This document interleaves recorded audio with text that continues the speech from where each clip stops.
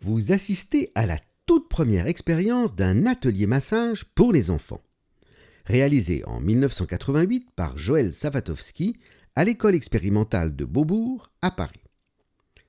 Il s'agit d'une méthode qu'il a mis au point spécialement pour les enfants et qu'il expérimente ici avec une classe de CM1. Après quelques jeux et exercices d'échauffement et de mise en confiance, comme pour les groupes d'adultes, il fait appel à un cobaye pour la phase de démonstration. Et là, les volontaires ne se font pas attendre. C'est à cette occasion qu'il inaugure sa technique avec foulard ou tissu, une technique ludique et créative qui permet de mobiliser facilement, d'étendre toutes les parties du corps en jouant librement avec la pesanteur. Une méthode qui fera des émules plus tard.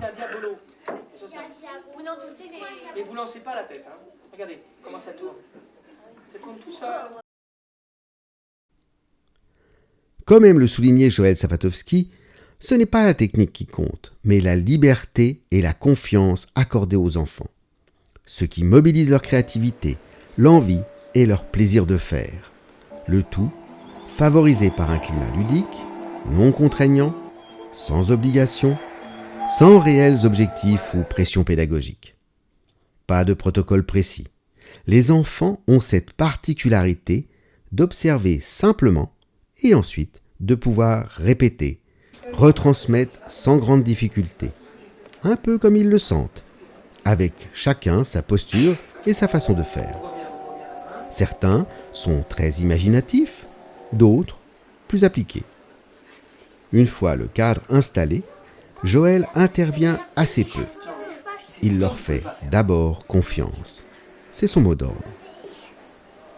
Cet atelier a duré environ 1h30. Quant à la maîtresse, sa présence a été vite oubliée. C'est dans cet esprit, ne cesse de répéter Joël Savatowski, que les enfants ont pu apprécier cet atelier, comme un moment récréatif et non un cours.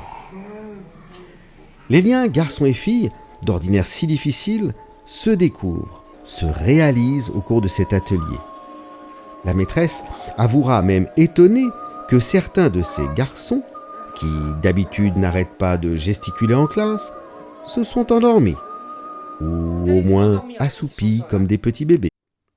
À la fin de l'atelier, les enfants ont voulu montrer que eux aussi, ils savent faire des choses, sans qu'ils aient besoin que l'adulte leur apprenne.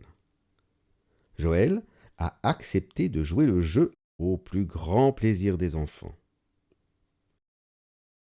Quelques années plus tard, des enfants rencontrés parleront encore de cet atelier, qui les avait tant marqués.